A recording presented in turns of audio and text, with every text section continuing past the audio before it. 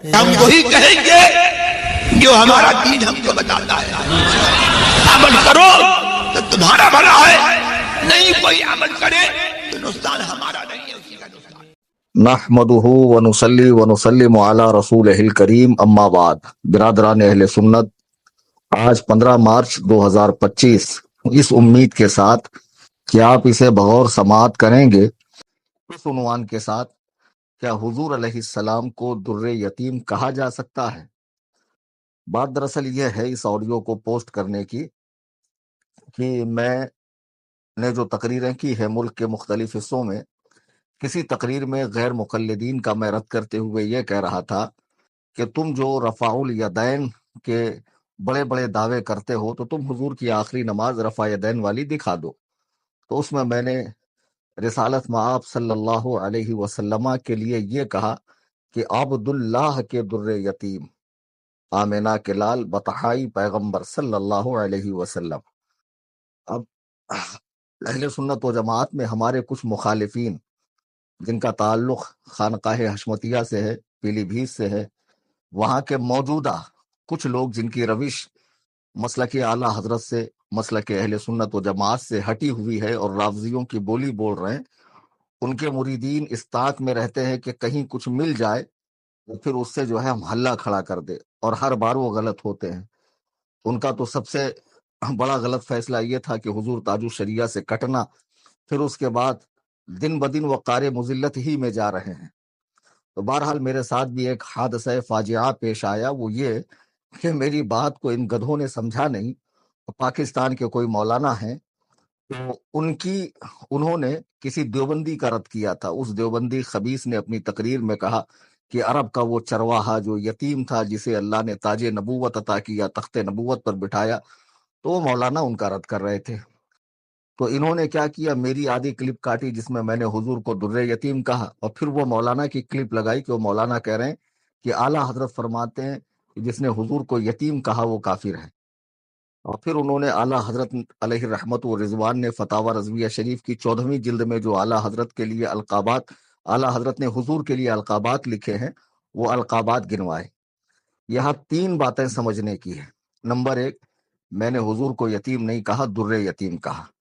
دوسری بات، حضور علیہ الصلاۃ والسلام کو یتیم، غریب، مسکین، فقیر اس طرح کے الفاظ کہنے کا کیا حکم ہے. تیسری بات یہ کہ مولانا نے اعلیٰ حضرت کی طرف جو بات منسوب کی، واقعی اعلیٰ حضرت نے ایسا فرمایا؟ ہرگز نہیں. آپ فتاوی رضویہ شریف اٹھا کر دیکھیں، میں نے جلد بتا دی ہے، اور خود ان مولانا سے پوچھیں کہ اعلیٰ حضرت نے حضور علیہ الصلاۃ والسلام کو یتیم کہنے والے پر کافر کا حکم کب لگایا. ویسے بھی وہابی دیوبندی شور کرتے ہیں کہ بات بات میں مولانا احمد رضا کافر بناتے ہیں، تو ان مولوی صاحب کو بھی ممبر کا لحاظ کرنا چاہیے، اتنی سخت بات بیان نہیں کرنی چاہیے. حضور علیہ الصلاۃ والسلام کو یتیم، فقیر اور مسکین یہ کہنا حرام ہے، ناجائز و حرام. قرآن کریم میں اللہ تعالیٰ نے حضور علیہ الصلاۃ والسلام کے لیے جو فرمایا، علم یجد کا یتیمن فآوا، کیا اس نے تمہیں یتیم نہ پایا پھر جگہ دی. تو اللہ تعالیٰ حضور علیہ الصلاۃ والسلام کا خالق ہے، مالک ہے. تو اللہ تعالیٰ اپنے محبوب کو اگر خطاب کرے تو بندوں کو یہ حق نہیں ہے کہ بارگاہ رسالت میں اس طرح جسارت کریں. بارگاہ رسالت میں تو وہ لفظ بھی جو ذو معنی ہو، جس کا ایک معنی برا اور ایک معنی اچھا ہو، وہ بھی استعمال نہیں کر سکتے، کیونکہ یتیم کا معنی بے سہارا، بن باپ کا، اکیلا، اس طرح کے کئی معنی ہیں. تو اس لیے بارگاہ رسالت میں دنیا جانتی ہے کہ بریلوی جب حضور علیہ الصلاۃ والسلام کا ذکر شریف آتا ہے تو حد درجہ محتاط ہو کر الفاظ دھلے، نپے، تلے، شستہ، نہایت عمدہ، ادب سے بھرپور الفاظ بارگاہ رسالت میں استعمال کر سکتے ہیں. تو کوئی بریلوی عالم حضور علیہ الصلاۃ والسلام کی توہین کا تصور بھی کیسے کر سکتا ہے؟ ہرگز نہیں، ہرگز نہیں. تو رب تعالیٰ نے جو فرمایا اس طرح اگر کوئی حضور علیہ الصلاۃ والسلام کو یتیم کہے تو اعلیٰ حضرت فرماتے ہیں یہ ناجائز و حرام ہے.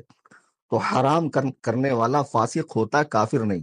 یعنی حکم تھا فسق کا، وہ مولانا نے اسے کافر کہہ دیا، یہ بہت بڑی بات ہے. اور پھر جن لوگوں نے اس مولانا کی بات کو دلیل بنا کر بے سوچے سمجھے مجھے کافر کہا، تو یقیناً شریعت مطہرہ کی روشنی میں وہ کافر ہو گئے. بلا ثبوت شرعی کسی مسلمان کو کافر کہنے والا خود کافر ہے. تو جن جن لوگوں نے یہ آڈیو پوسٹ کی ہے انہیں چاہیے توبہ کریں، اعلانیہ توبہ کریں، کیونکہ میں نے حضور علیہ الصلوۃ والسلام کو در یتیم کہا ہے، یتیم نہیں۔ اب در یتیم کا معنی کیا ہے وہ سن لیجیے۔ آپ لغت اٹھا کر دیکھیں تو لغت میں در یتیم کا معنی ہوتا ہے گوہر نایاب، گوہر نایاب، چمکتا موتی۔ قرآن میں یہ لفظ بھی آئے اور اعلیٰ حضرت کے شعر میں بھی ہے، در عدن لال یمن مشک ختن پھول۔ تو در کے معنی موتی ہوتا اور یتیم یعنی اکیلا، اکیلا موتی۔ اور اس کا ایک معنی آیا ہے کہ جب سمندر سے موتیاں نکلتے ہیں سیپی سے، تو کسی بڑی سیپی سے اگر کوئی اکیلا موتی نکلے تو اس کو کہتے ہیں در یتیم، یعنی اکیلا، بے مثال، وحید العصر، فرید العصر، یکتائے زمانہ، جس کی مثال ہی نہیں ہے۔ حضرت عبداللہ کے گھر آپ کی زوجہ محترمہ سیدہ آمینہ رضی اللہ تعالی عنہا، جو ہمارے آقا علیہ السلام کی والدہ محترمہ ہیں، ان کے بطن مبارک سے صرف اور صرف حضور پاک علیہ السلام ہی اس خاکدان گیتی پر تشریف لائے، نہ آپ کی کوئی حقیقی بہن تھی نہ کوئی بھائی تھا۔ تو یہ تعریف کے معنی میں بولا جاتا ہے، مقام مدح میں بولا جاتا ہے، نہ کہ مقام ہجو میں بولا جاتا ہے۔ تو سرکار کو در یتیم کہا جا سکتا ہے، یتیم بمعنی لاوارث، بن باپ کا یا بے سہارا، اس طرح نہیں کہا جا سکتا۔ اگر کوئی حضور کو یتیم، غریب، مسکین، فقیر کہے تو اس کے لیے اعلیٰ حضرت نے فرمایا کہ یہ بارگاہ رسالت میں ناجائز و حرام ہے۔ اعلیٰ حضرت نے ناجائز و حرام کا حکم لگایا، کفر کا حکم نہیں لگایا ہے۔ خیر، وہ مولانا نے اگرچہ مجھے نہیں کہا، لیکن پھر بھی ان سے سوال بنتا ہے کہ آپ نے اعلیٰ حضرت کی طرف یہ بات جو منسوب کی ہے اسے ثابت کریں۔ اور ان ڈھولکیوں کو، تعزیہ داروں کو، ان قبروں پر دھمال ڈالنے والے، دین میں بدعات پیدا کرنے والے، صحابہ پر بھونکنے والوں سے میں پوچھوں گا کہ تم کو ہر بار میری بات توڑ مروڑ کر پیش کرنے کی کیا ضرورت پیش آتی ہے؟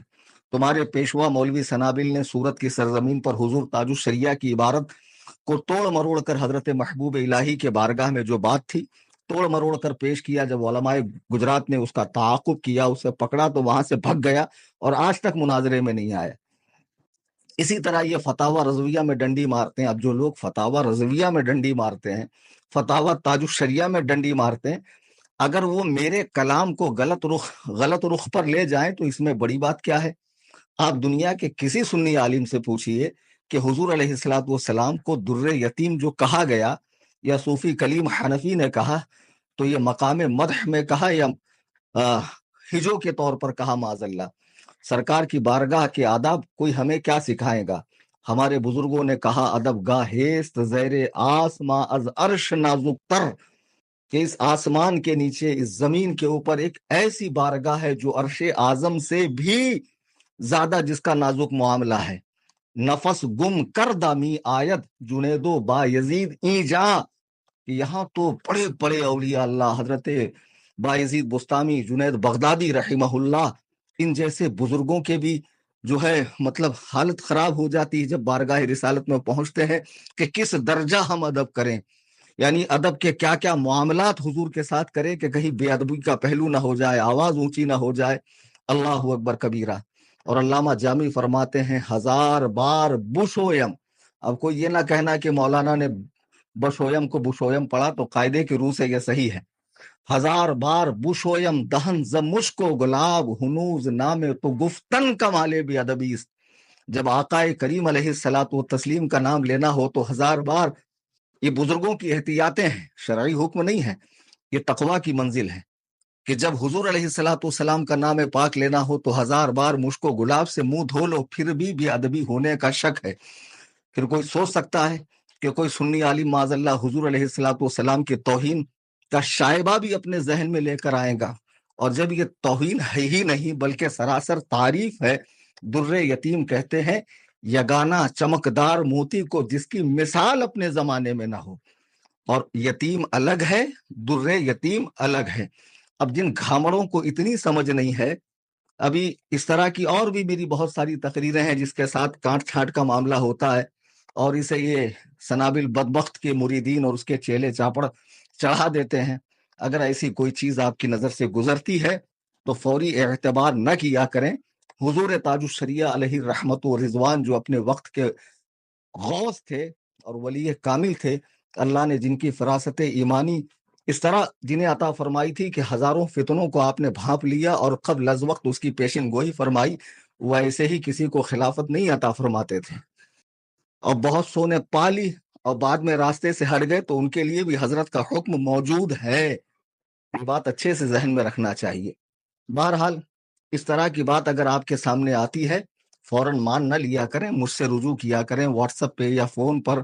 اگر میں نہ اٹھاؤں تو جو میرے قریبی لوگ ہیں ان سے رابطہ کر لیا کریں، انشاءاللہ اس کا بھی شافی جواب دیا جائے گا۔ آج ہی میں دیکھ رہا تھا سوشل میڈیا پہ، یوٹیوب پر کوئی چینل ہے جس میں یہ بتانے کی کوشش کی گئی کہ میں نے مولائے کائنات سیدنا علی مرتضی کرم اللہ تعالی وجہہ الکریم کو معاذ اللہ یہ کہا کہ ان سے بہت بڑی غلطی ہوئی۔ وہ استفہام انکاری ہے، میں یہ کہہ رہا ہوں کہ ان سے غلطی نہیں ہوئی۔ پوری آڈیو سن لو۔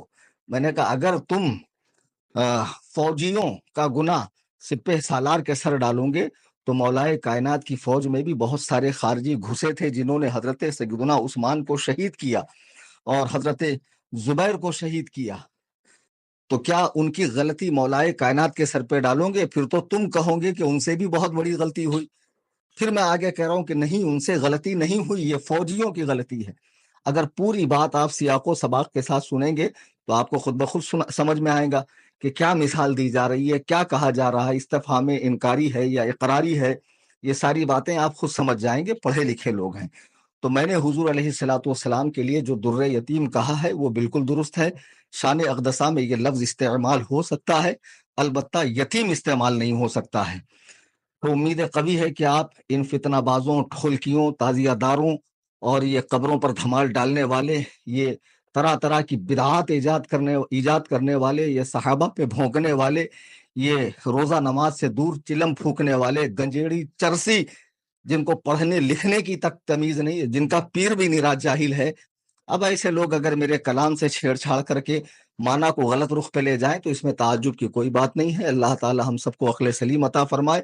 گزارش ہے کہ ہمارے وعد سنتے رہیں، عمل کرتے رہیں، دوستوں میں شیئر کرتے رہیں۔ اللہ تبارک و تعالی ہم سب کو رمضان کی برکتیں عطا فرمائے۔